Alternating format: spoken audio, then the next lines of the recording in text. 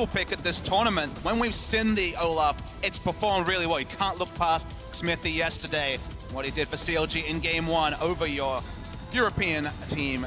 Prepo? I don't recall what happened there. Just quite.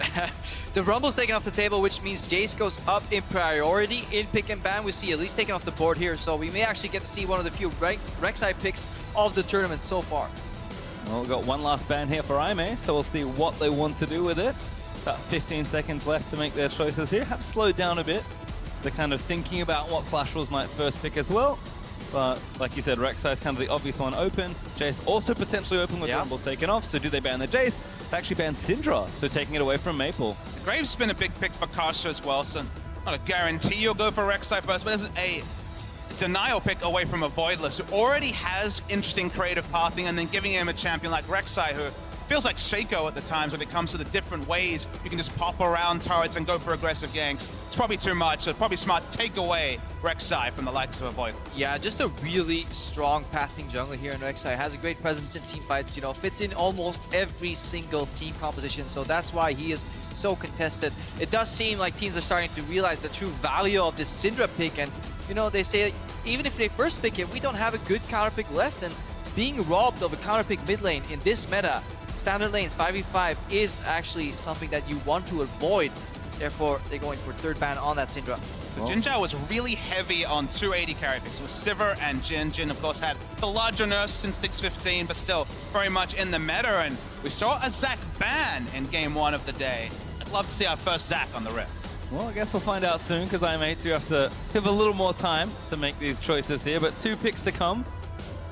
The 3rd seed Chinese team. Do they stick with a consistent carry for Jin Zhao? Do they mix it up for a Voidless really in the jungle? There's Jin locked in. Oh, we are going to get it. Our first Zac of Worlds. Oh, I love seeing a well-played Zac. There's a big difference between somebody who is just testing out the champion and who has played it in multiple scenarios, situations, coordinates with his team to really get the most out of that lead, because Zac, much like Evelynn, forces entire teams to change the way they think about ganks.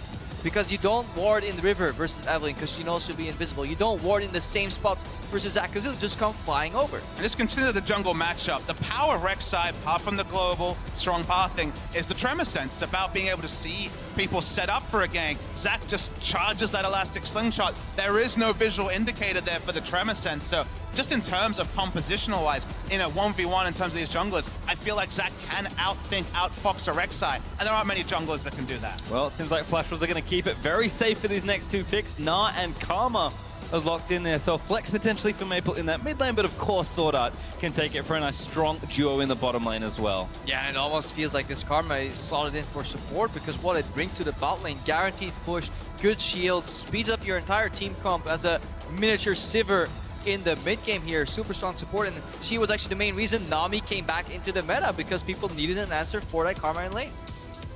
Well, we'll see what Aimee go with their next few picks. Now, the Varus would certainly be in the wheelhouse of Athena. Some people here might not know, but last year at the Casper Cup, on ESC Ever at the time, Athena became known for his teleport Varus plays, and just in general was a bit of a Varus one trick on the international scene when he played at IEM Cologne as well. Going with what he knows on the international scene once again, sticks with the Varus. Yeah, and he's a good pick against some of these stronger like duelist mages that are in the mid lane, because he simply just outranges them. Yes, he will yield the pressure in certain scenarios where he can't contest the minion wave early, but he's always safe here. And they're building themselves quite the interesting pole compositions. Varus Qs plus Jin Ws that can actually lock down targets for the follow-up that they can build here. Very complex to play, and obviously need to be careful. But if you can combine that siege poke, you know, with a flanking echo, you can do a lot of damage. Yep, they've got the decent follow-up there with Amazing J's top lane echo. Lucian is locked in for the Flash Rules though, and one more pick to come. It seems like it is a mid lane pick, so Karma kind of going where expected there in that support role, in a very strong duo lane with the Lucian and Karma. But Flash Rules definitely taking their time with their final pick here, but they're out of time to pick, and it will be Vladimir to round out the team comp. Kind of start worrying about the range discrepancy between these two teams. Both Jin and Varus heavily outrange anyone on the side of the Flash Rules. Sure, they have the teleport engages, sure they have the Karma speed, but this is very much turning into team fight versus poke. Yeah, and it will that will mean that Flash Rules have to be ultra decisive in their approach. Go means go, which means Vladimir has to flash Ghost into the backline, follow up by Rek'Sai aggressive going in, and hopefully having the teleport come in from MMD and flanking with that Gnar bar filled up here. But actually, this is a really big surprise here. The fact that Road locks in Alistar.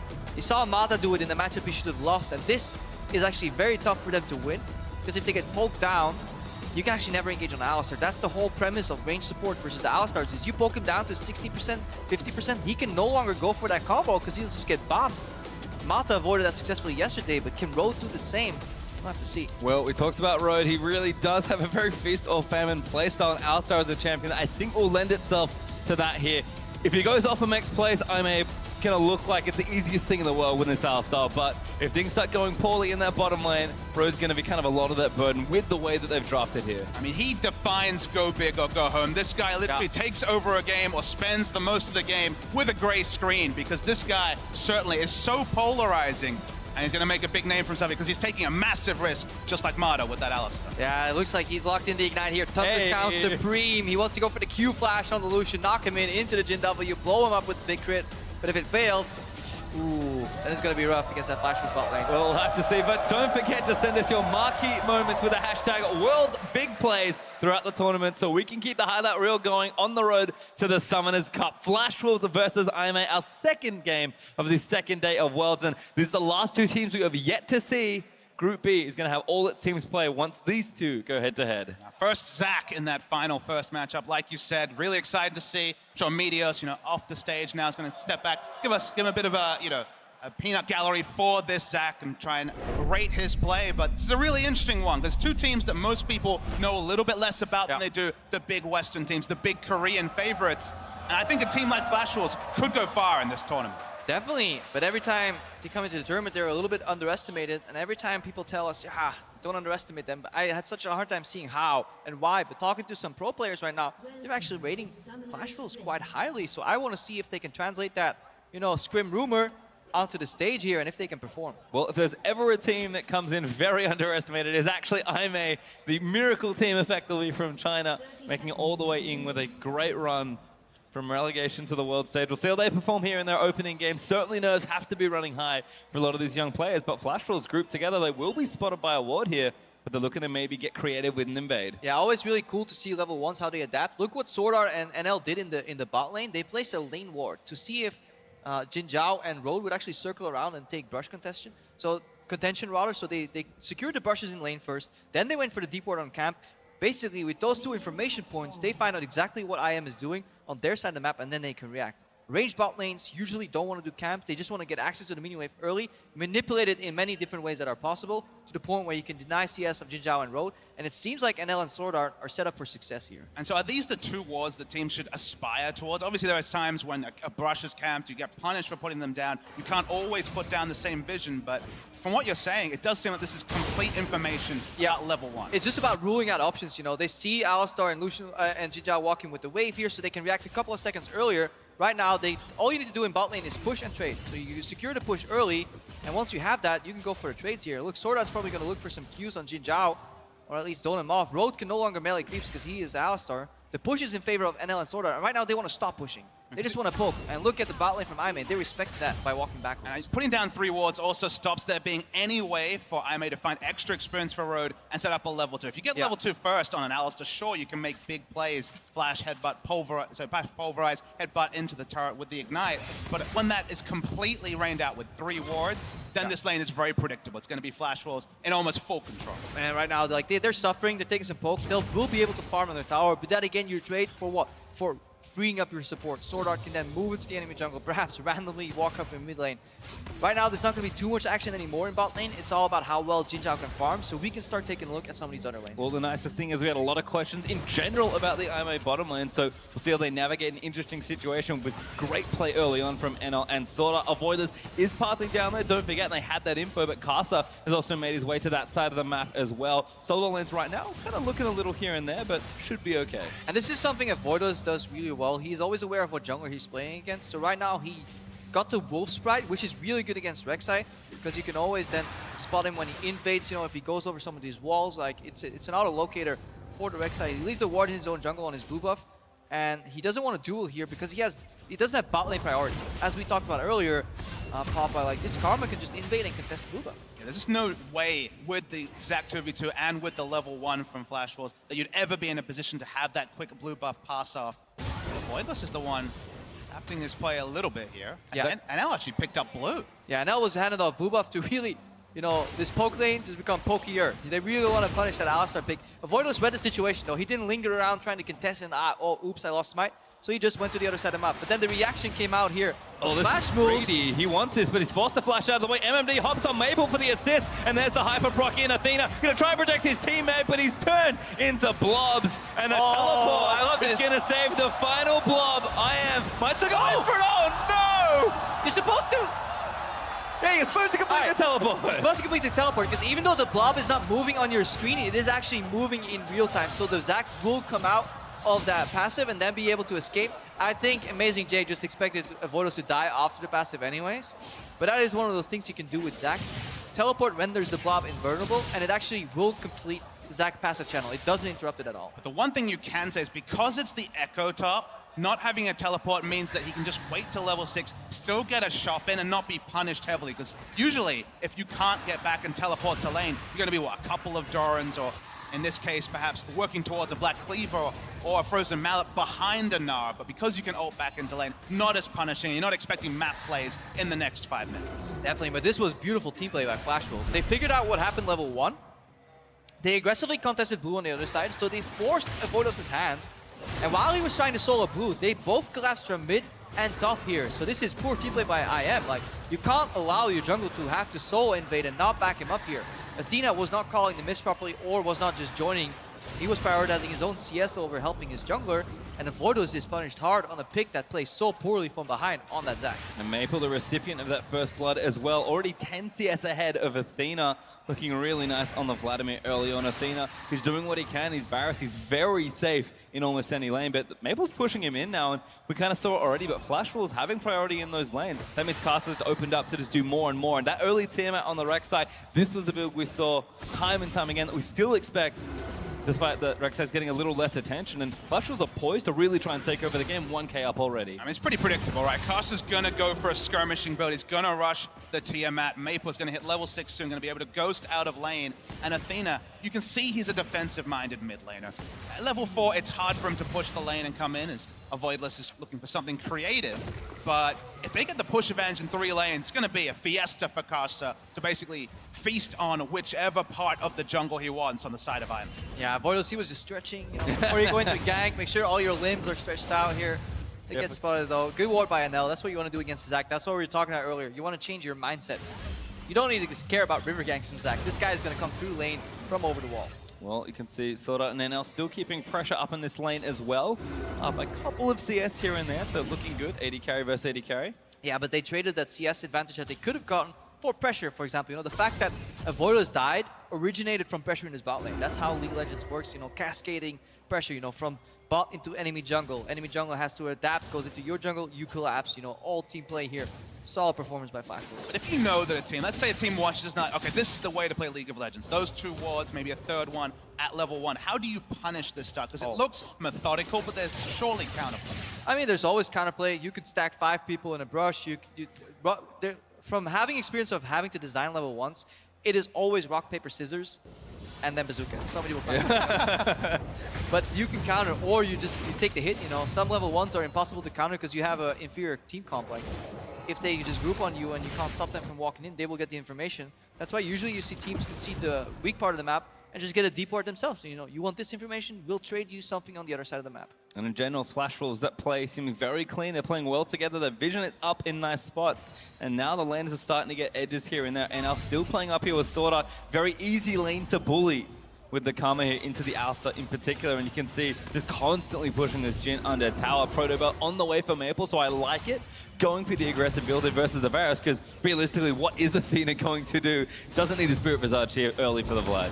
His itemization options are different because he's against an AD mid laner. There is magic damage coming out of top, and to some degree the jungle, but Spirit Visage will be a 4th, 5th item, if at all.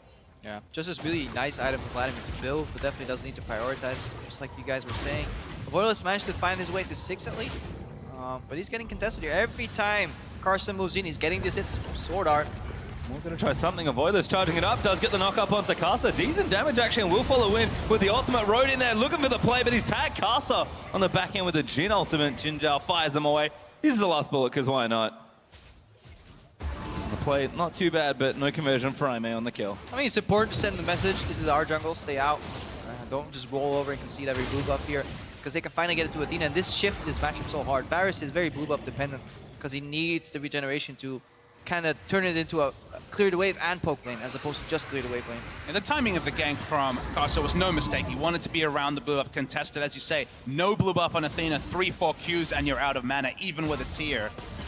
Jinjao, happy damage to take. Hurts a lot, actually. Culling not quite enough range there. But Jinjao taking enough damage to probably get forced away with Kasa just here behind the turret as well. And this turret's going to start taking damage now, maybe. Yeah, this is where Flash Rules are kind of telling Aime, guys, we've got to place it up. You saw us place this ward in the lane. This is a teleport ward. That's why Road actually dropped this pink ward in the middle of the lane. If you scroll the camera above, like, he drops it in a position where you would not expect a pink ward, because they're blocking teleport wards right here. Flash Rules is usually you threaten the team with teleport, and you let them know. It's like, yeah, that's what we're going to do. Please step away from the turret. We would like to take it. I mean, we saw Smeb do this just yesterday, teleporting back against Albus Nox and getting a big equalizer in. This, as you say, is a very obvious ward, but it does take away the clean strategy that other teams have shown. Yeah, Road counters it with his pink ward here, but now this unrelenting pressure is almost becoming too much. Karsa exclusively camping bot lane. Take one down, pass it around, place another ward over the wall. They do know that there's still a pink ward there. Avoidless just limbering up again. Doesn't go in for the gank, but they'll clear out what they can. And it really is all this attention focused down. Looks like Zach's going to move back and clear that ward out of the way. And Kasa, a quick visit to mid lane. He doesn't want to stay too long. He doesn't want to clear that ward because he doesn't want to reveal himself. That's the problem right now. Like, that ward's there, and actually nobody wants to clear it, even though they see it. Alistair doesn't want to walk all the way there and yield lane pressure because they're stuck farming on the turret. So it's actually quite annoying. The moment Avoidless shows himself there, of course, the top lane from the enemy can just go Rambo, knowing there's no chance of an answer from the Zac. Zac's long range. Ooh. Speaking of engaging. In onto Road, Swordart move back in again. Jinjao still firing shots, and here's Avoidless looking for one. Swordart going to get slowed in by the Zac Q, and that's enough damage. Jinjao with a kill. Yeah, that was a dirty play, and that's always the risk when you're laning against Alistair. If you're an even CS Q flash, so you cast the Pulverize first, and you mid-animation you flash on top of the Karma. He knocked him into another Jin trap. And actually, Avoidless, they knew he was roughly in the area, but he bypassed the Scuttle Crab. There's a little bit of fog of war there on the right side that you can sneak through. He went into the brush here, and he joined that party there, and Swordart and NL weren't ready, despite Karsa being in the topside jungle. So this information was technically available, but sometimes you gotta play a little bit on the edge, higher risk. And if the Zac had ever gone to clear that ward, then they would have had that extra cementation of the fact that, okay, he's on this side of the jungle. Didn't do so. So they're trying to rush down this dragon. It's taken by Aime, but doesn't look like the action's over just yet. Here's Gnar. Drake took a little too long, I think, and Avoidless actually low there. Already like down. Road is dead. There's one as Zac goes into blob. That's one more. Flash Wolves going to try and clean it up. Maple maybe looking for another double. They do gift the kill to NL, and Aime costs for that Drake. Run, Jinjao, he's stuck on a tower.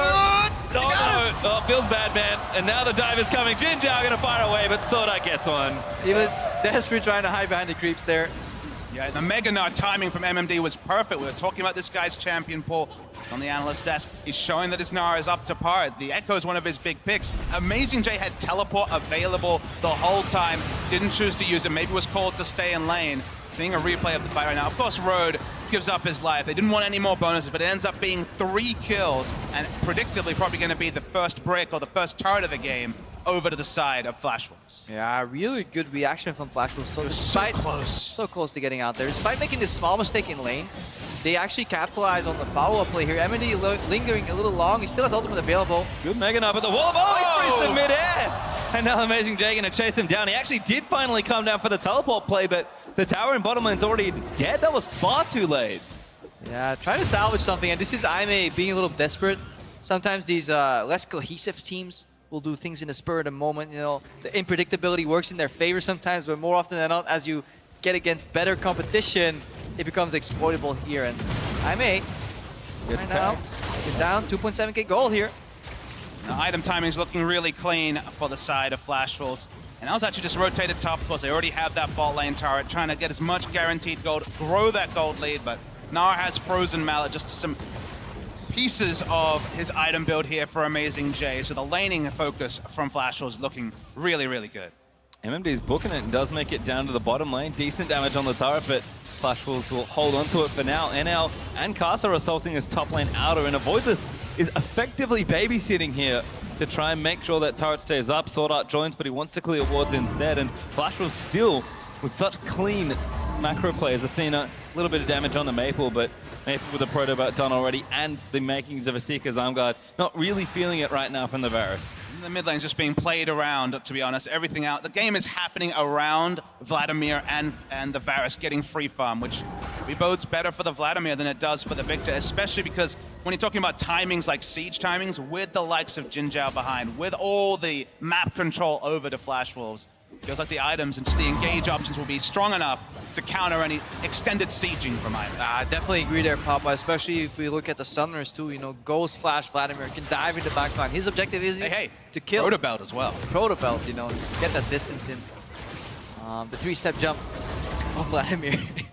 Seen a lot of Flash pulls this tournament already. I can't imagine Maple will buck that trend. There's good culling, you know, to Jin Zhao. We'll get the damage down. He's looking to wrap around. It is Sword Art going to zone them off the turret. Good damage onto Road, and that turret's not long for this world. Bottom turret still not taken down by Aime either. Amazing J's working on it, but they pulled their duo back to the top lane to try and salvage some of the assault there from Flash Wolves. And Aime, you kind of mentioned it already, they are a chaotic team, but when Flash Wolves is playing around you, they don't really care that much. But you need to look at what Flash Wolves is doing here. It's actually quite fun to watch, to see them execute it so well. Every time they push, Sword kind of holds NL's hand until he's at the tower, then he lets him go. It's like, don't die. Whatever you do, don't die. And then he groups up with Karsa into the jungle, places a couple of wards, deep vision, they back out and repeat it again. And every time, the map keeps shrinking here for Aime, and they feel like they're under pressure, and which leads them to either yielding or making these very like rash, in the moment kind of plays that end up biting them in the butt. I mean, 2 teams in a row. First it was SK Telecom, now Flash Wolves executing the full court press. You know, something that sounds great, that shouldn't be possible. You talked about trading objectives. That's kind of been what competitive League of Legends at the highest level has evolved into. It hasn't been so much trade. It's been Flash Wolves getting 3 or 4 for just the scraps that I may able to pick up and even miss out on when we saw them attempt to get that kill on the Nara in bot lane. So unless Aime can make a big pick and translate it into a big objective, it feels like Flash Wolves are kind of on that inevitable rush towards victory. Yeah, and they certainly don't have infinite time at all. 4,000 gold up already for Flash Wolves is a substantial lead 16 minutes into the game. Aime did get the first strike, but it cost them 3 members and a turret last time. So we'll see if they play a little more carefully around the Ocean Drake that's spawning in a minute 10 right now. Flash Wolves just continuing to move their members around the map and take hold of the relevant portions. With Drake coming back up, they're going to move NL, Kasa and Sword Art presumably back down to this lane and just keep playing around them. As Amazing J. That's a face shake into a knock up there. Does parallel convergence down to try and save his life. Culling is there. Amazing J has the ulti ready, but he can't really go anywhere good, but not enough damage to take him down. And it's what you were saying right there. It's a 3-man squad of the AD carry, jungler, and support heading down to the bot lane. Traditionally, sometimes in the previous meta, you would see a 1-3-1 come out. You know, 3 members going to the mid lane. The problem is Vladimir is not really in the point where he wants to go side lane yet, and they're playing against a kind of one-shot wave clear AD carry in the mid lane. So it's kind of wasted. If Lucian, Karma go mid here, it's not good for Flash Wolves. So they're actually doing a 1-1-3. They're putting their power on the side lane, push that wave all the way up, go in for deep vision, push it up again, and then they can converge on mid lane, potentially dive, and say to Athena, hey buddy, let me step away from this turret. And that's what they want to do here. Either isolate tier 1 in mid lane, or get access to the dragon. And look at, if you just follow Sword Art on the map, he is indicating what objective is next for Flash Wolves by how he's placing his wards. We're getting closer and closer to the 20-minute mark. A stat here will kind of send a shiver down the spines of any IMA fans.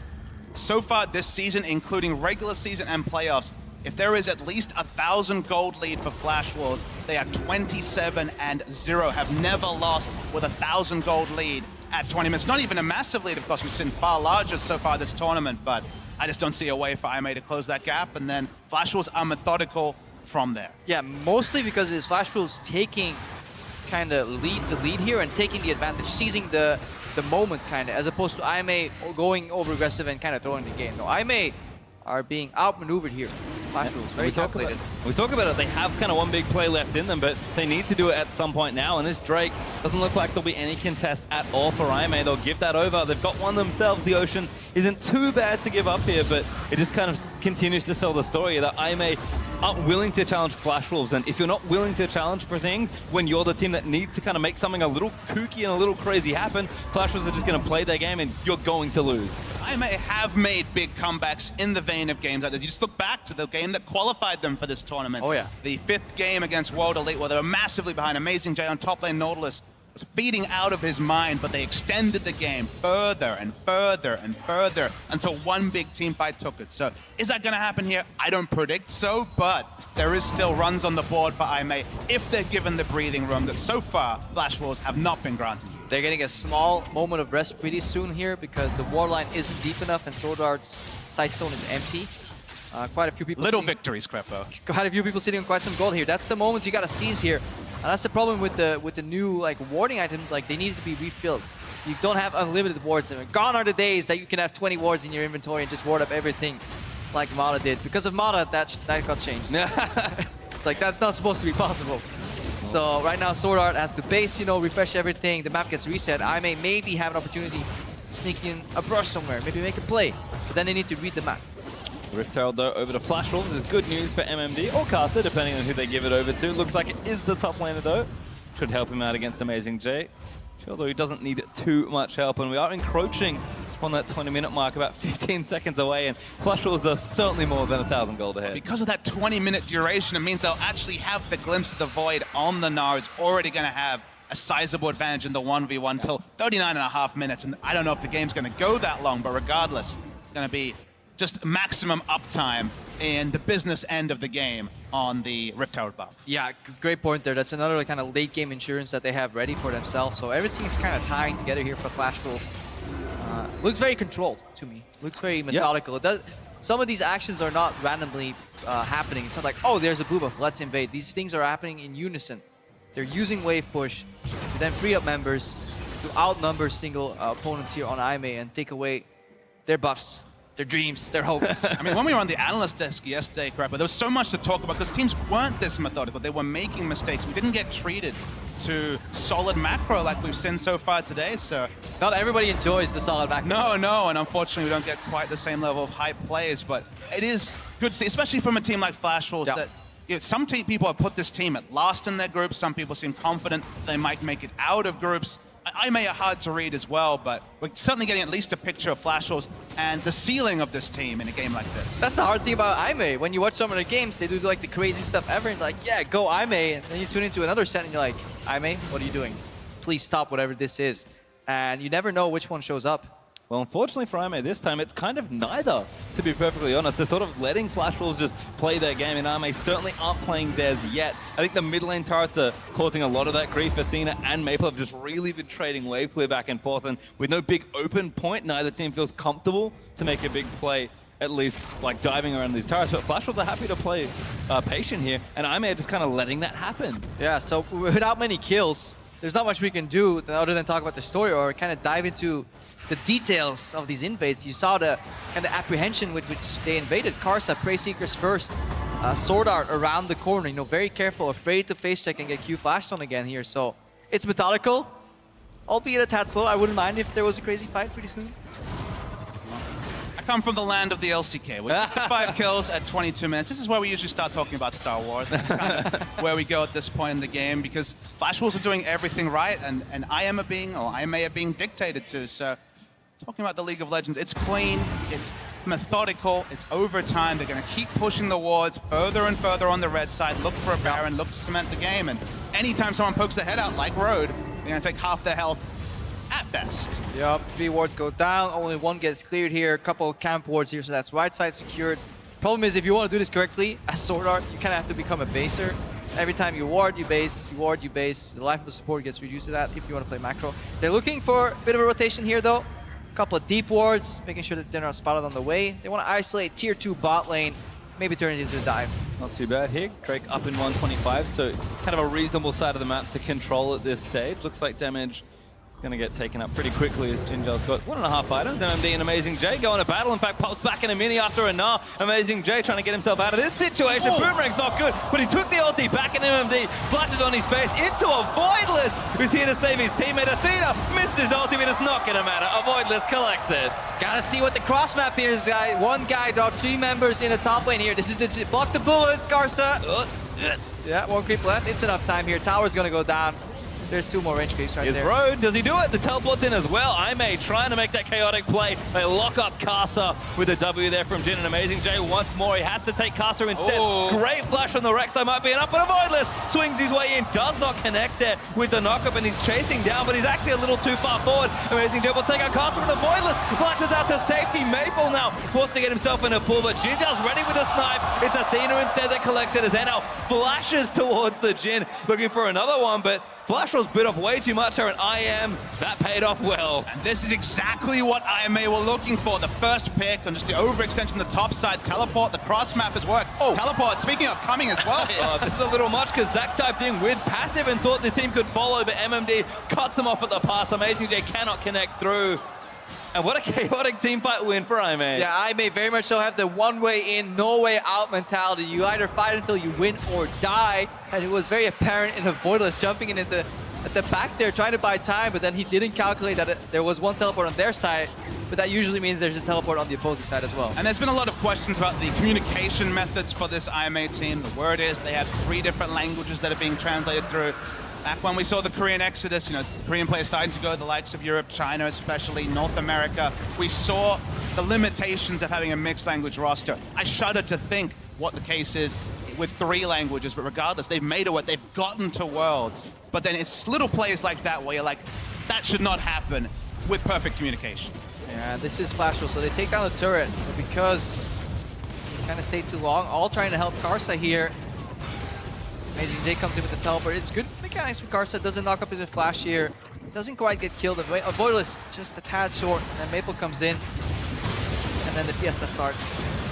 No other way to call it, Prepper. The fight goes longer and longer. This is all after Nar gave up his life just for pressure on the top side. Flashels took an answering turret, and now goes Rambo on the bot side. But that death timer is what actually is the big story of this fight. 2-1. The Nar is back up with teleport. A Voidless could have backed off, but just as the teleport comes in from the Nar, Voidless jumps to death and gives up a lot of the advantages that IMA had finally been able to claw back into the game. Yeah, see Drake and a turret that Flash was got there, and the 1 kill, so IMA collects some kill for themselves, do get some gold, which is nice. 2 items for both Jin and Varus are completed, so that poke can maybe start to do something. But Flash Rules, they're back out pushing on the map. We can see that IMA is starting to push out their vision a little more and try and find some of those fight situations. Like, we know what IMA want to do, but Flash Rules can have to reel it back in and see if they can't keep containing them. Yeah, Flashers make the correct decision though. They flip the map upside down. They're playing a 3-1-1 right now. 3 members in the top lane.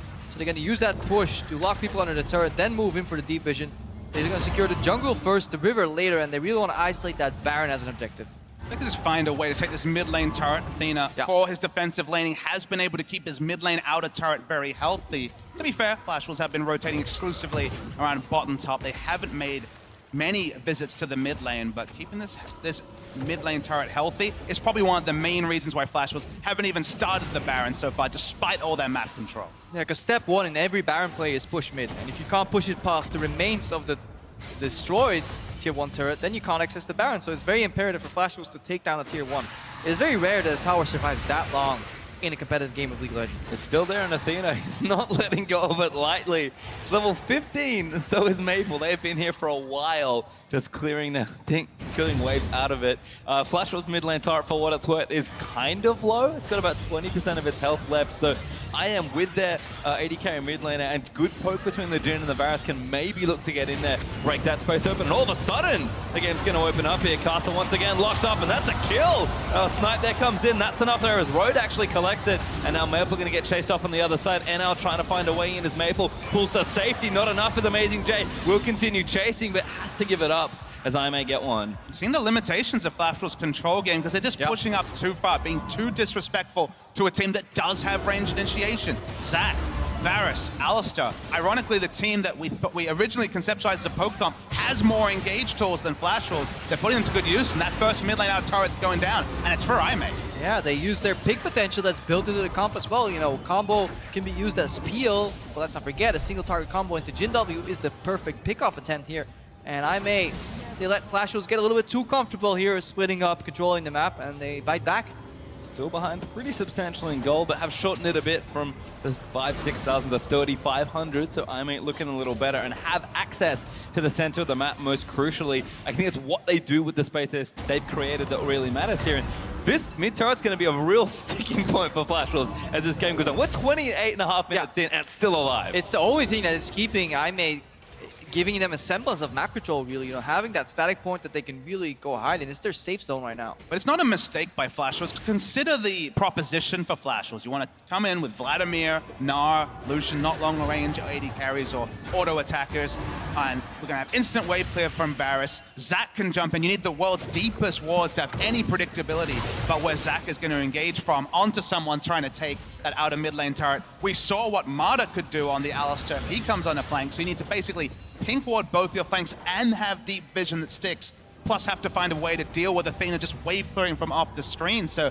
mid lane turret for now is looking impervious as an objective for Flash Wolves to hope to pick up. Yeah, it could be worth for them to kind of swap up what they're doing. 3-1-1 is playable and it requires finesse to finish off, but if you struggle, it might be worth going for the 1-3-1. You know, put the 3 in the middle, put Vladimir on a side lane, force Aimee to split up, and then maybe get flanked or dove in the mid lane. Obviously, very easy for us to talk about this, but these are some of the things that are going through Flash Wolves' mind right now. How do we solve this? What is our approach? Luckily for them, they don't majorly get outscaled in the late game, so they can still take it slow. Hot road kind of, but pops the ulti and he should be safe there as Alistar, but maybe the re-engage is looking good for either team here. Flash Wolves with a bit of an opportunity to shove it up mid and see if they can't do damage, but Athena gonna stop all that fun once again, and Jinjar's making his way down from the top lane. So Drake up in 40 seconds, Baron is on the table now as well, almost 30 minutes into the game, and Flash Wolves have just been playing a little more scared than they were in the early stages of the game, and that's where Aimee can really strike. I mean, if we could listen in to Flash Wolves' comms, they're probably saying, keep doing it, we've done it well so far, keep to what we're doing. But it's extending the game, it's getting Aimee gold. The gold gap has gotten basically smaller or the same for the last 15 minutes.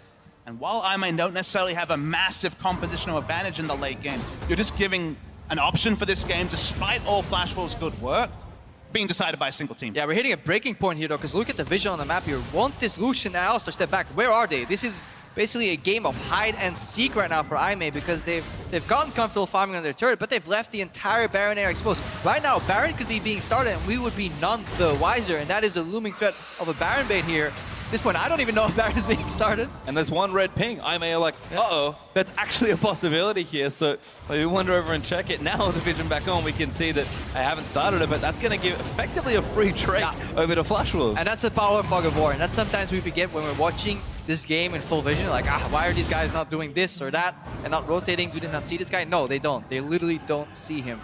One advantage for the side of Flash Wolves, for the side of Aimee, is that the Drakes they've passed over aren't necessarily the most impactful in the late game. A single mountain might help with taking Baron or maybe finally cracking that outer mid lane turret.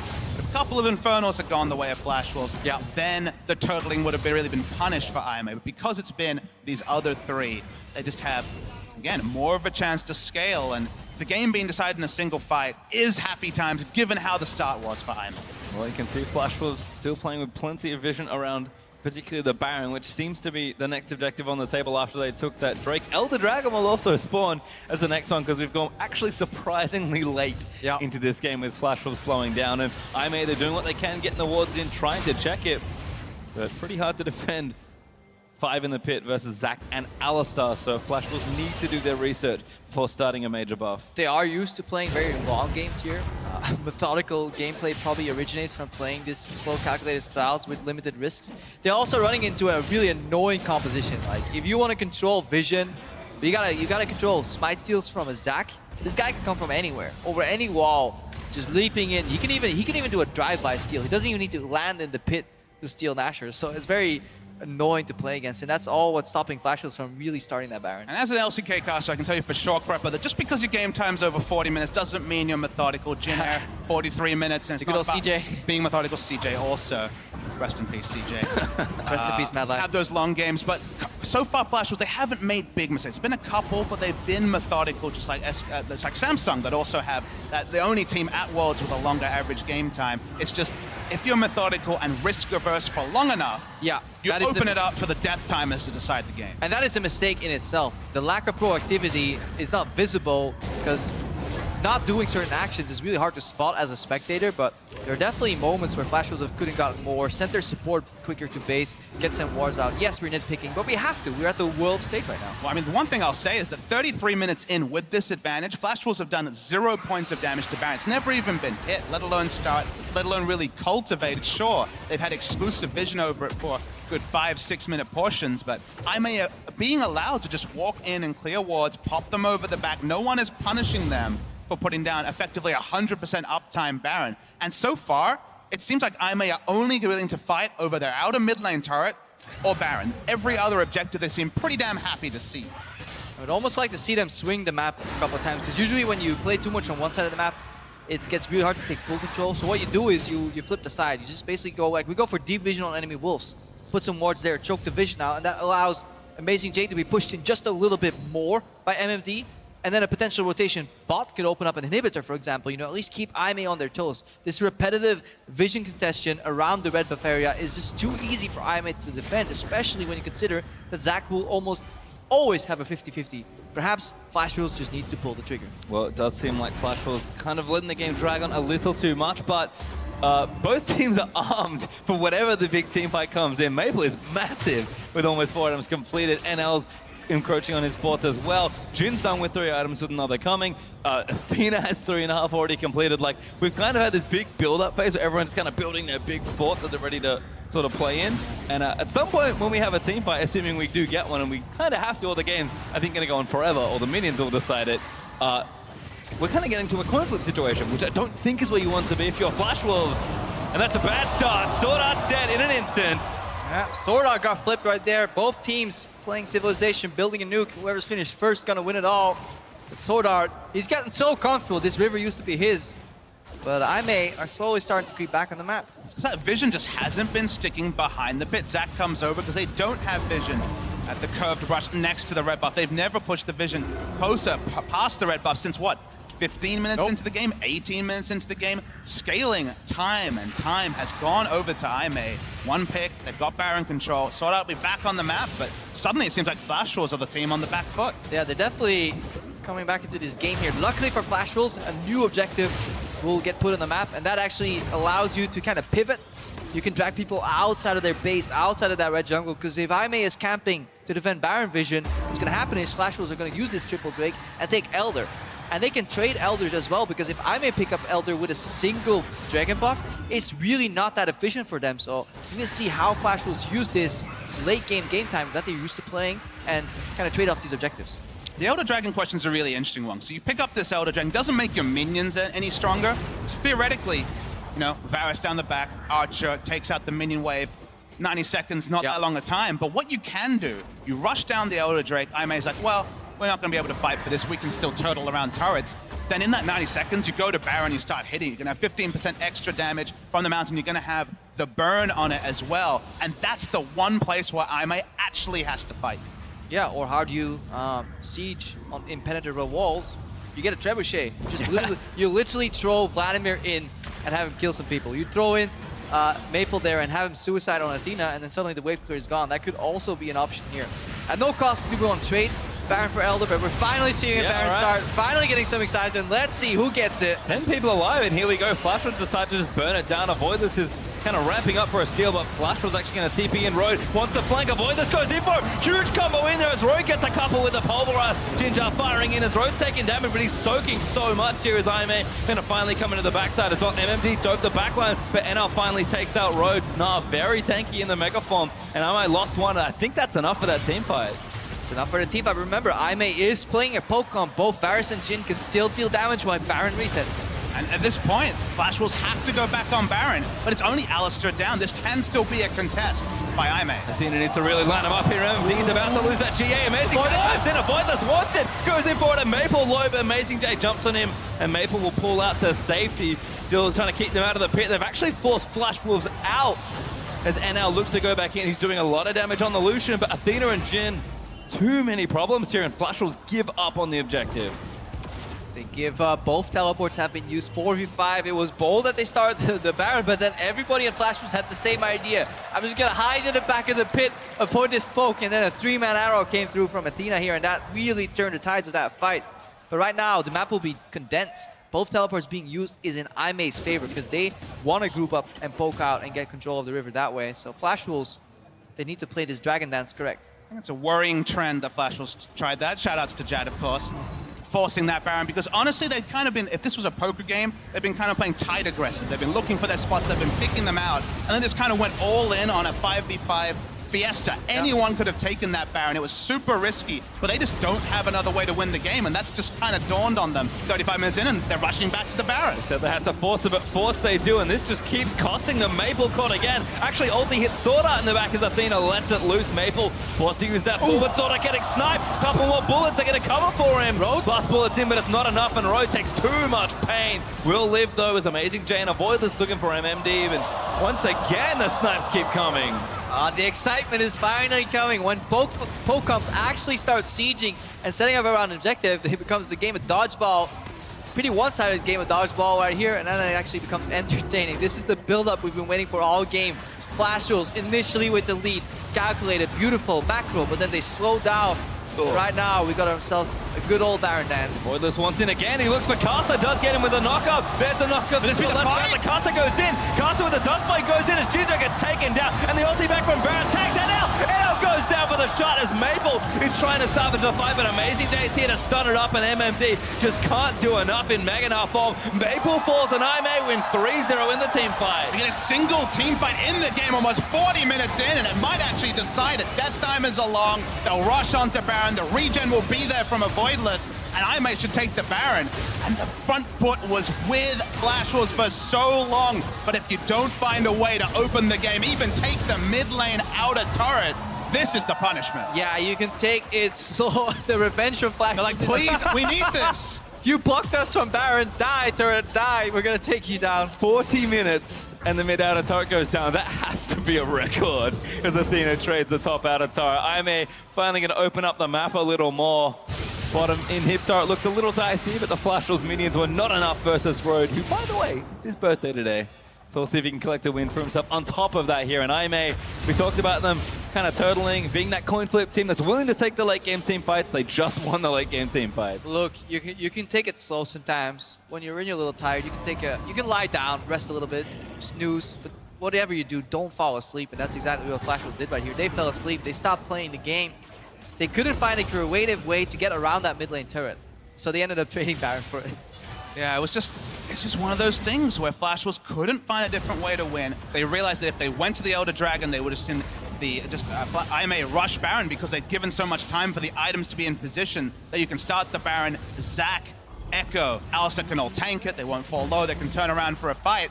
And then you gave the ultimate gambling team a 50-50 by continuing to fight around Baron. In fact, the Baron's probably lower. They tried Baron so many times. Now the super minions, now the siege that we thought may never happen is with Baron buff as well. And the Pokemon gets so much better with Baron buff as well because you have just so much more time to hit people, and it's so much easier to hit them as well because they're busy trying to kill the minions, which means they're in static, predictable positions, and then you hit. The only counter is a flank or a teleport flank, and that's what they're trying to do here. There's the flank, but Maple may be caught out already. IMA looking to go back in onto Casa. Venus free hitting. Good transform time, but the damage is still good. Naza back in, but it's not quite enough, and the rest of IMA just going to charge forward into the backline. Maple still dishing out damage as Jin and NL going to battle, but Jin winning out on that crit battle. Close fight here, but remember, Pokecoms don't really need their ultimates when they siege. They like trading them 1-for-1, going for the reset, and then repetitively shooting out these projectiles. Athena is still on full health, full mana, and he's really gonna ride this wave into the turret here, but it does look like Iman's being careful. But if you look at the Baron power play, top right of your screen, 5,000 gold. Yeah, 3 turrets, casually taking down 5,000 gold, way ahead of average for a Baron buff power play. Gonna rotate to the top as well. Not really many answers for Flash Wolves. We mentioned it in draft. It's only the Nart teleport flank they really have for true engage. So suddenly, Flash Wolves are the true onlookers, and IMA can take the inside track, rain in hell from far away with this Varus. Look at the top of your screen, though. There's a really big teleport. There's distance, deep teleport, but and it's there's Gnar. being pinged out, so both teams are aware. But can they escape here? What can MMD do? The catch Athena maybe is the call here, but the ulti goes out. Athena's still taking too much damage and avoid this. He's going to try and tie him off. Athena lives forever, though. And then finally takes him down, but the damage could be done. MMD, Nar's Amazing J into the wall, but avoid this. So Resets the fight with Let's Bounce and just trying to get through the chunky front line. Amazing J finally forced to retreat as Maple on the prowl for a couple kills. Amazing J gets his passive, runs himself away. And only one kill onto Athena is not bad for that TP. Yeah, definitely not bad on the backhand. Jin Zhao also has his ultimate. MMD, don't lose that Guardian Angel, you need it. Doesn't get sniped, and Amazing J re-engages for it. Damages there, gets locked down by the Deadly Flourish as well. And this is a surprisingly careful Aimee. When they have the option to really push for inhibitor, they choose to take down all these outer turrets, so they take it slow. When they get teleported on and they have a turn window, they don't go all in. Road is not comboing forward, so they have learned at least something during the boot camp. Coming back to the boot camp, it's too early to call winners and losers of Worlds. That's going to be decided by the end of groups, by the end of the tournament. However, aren't we supposed to say that Europe's bad after 0-3 well, and that North America's the greatest region in the world? I'll let you deal with that on Twitter. But what I'm actually referring to is the winners of the boot camp, because China, we saw it from RNG suddenly, much more controlled aggression than just outright aggression. When it comes to China as a region, famously, and you and I, Paige, have been following for a very long time, it was always aggression first, thoughts later. We're not seeing that this tournament. It's a much more controlled. Clearly, the boot camp has brought China up to speed on some of the stronger aspects of macro play that are apparent in other regions, and they haven't been exposed on the international scene here, Jaime. Yeah, and with all this kind of failing macro and then sudden burst of action, we haven't talked too much about the items. Road is definitely serving Jin Zhao here, building that Zeke's Harbinger, getting the crit that's not in the build, which leads to more damage for the Jin overall here. Let's see, there's a Mikhails on Sword Art as well, really trying to like make people survive if they do get put into that Varus ultimate or get put under that dome from Echo. And we get to the point where Lucian's build, of course, went for the early Youmu's into the Black Cleaver. Now it's starting to sell some of those items. The Black Cleaver probably still is slot efficient, but is it providing the same sort of victory? They're looking here, Flash Wolves, for the Elder Dragon. First visit to this at 45 minutes, but it's not going to be a freebie, that's for sure. And if they can reset the fight, it would be so good for Aimee here because that's what they want. They want the Dragon fight to last as long as they can, but Amazing J is finally teleporting down, which means Flash will yield and they kite out. Now mid lane is exposed though. This could be a rotation mid for Aimee. That's what they think about, but then Dragon goes low. Yeah, MMD's tired as well, but Amazing J has to stop them here. The Elder Dragon's actually fairly low, as they might have caught Maple here. He gets knocked up again, but he needs to go back in the pool. Does get himself up, and he gets less bounced on as Jin does trying to snipe him. Avoid this, tanking him up as the Elder Dragon resets, and that last bullet is almost enough to take off MMD's GA. Amazing J still diving in as well, but NL might shut him down for that particular item. Doesn't find it yet, and so much back and forth in these team fights. Yeah. NL really comfortable in these late game fights, not afraid to flash in aggressively. Let's give Flash Wolves once again positioning over the Elder Dragon. Even giving up a Guardian Angel is not something anyone at Aimee want to do. See that Echo's coming back, rushing back into the fight. Elder Drake down to 7,000. Will we actually see a fall? Avoidless looking for a massive flank here on the other side there. Elder Dragon low, might get the steal as well. Maple dives in, he wants to avoid it! He got it! Elder Dragon steals it away as Avoidless! Absolutely massive play, and Aimee might win the team fight to boot. Double spot for Parallax Convergence as they're ripping through them. Aimee have pulled the miracle out. 3-0 in that fight as well. Massive engage, the bouncy castle on 3 members from Avoidless and casually smiting away. Of course, you can smite during the battle. They're continuing, and Aimee are going to look to end the game. It's still 40 seconds till Maple comes back. Yeah, Rogue bought into the hype a little bit too much, flashes into the wall, but this was why a lot of people really wanted to see more of Avoidless on Aimee. Really not afraid to do something creative right there, and he finds the flank, steals away the Elder Dragon, and this means so much. Aimee may actually do it. It's a rough translation from I can, and they definitely could come back into this game. No one fails to call this team hard-working, and they worked very hard to get the game to this point. MMD going to cancel out the ulti from Jin Zhao, but he's diving to his death, trying to buy time for his team. He gnaws couple away, but he's now going to respawn here. Jin Zhao's going to pick him up. He'll flash out of the way, but that's another kill as Splashman's getting their turrets torn to pieces. I don't think they've got the defense here, and Aimee are going to take down their first Nexus of the World Championship. Question marks have to be put onto Flash Wolves. Aimee played their game. They were given time.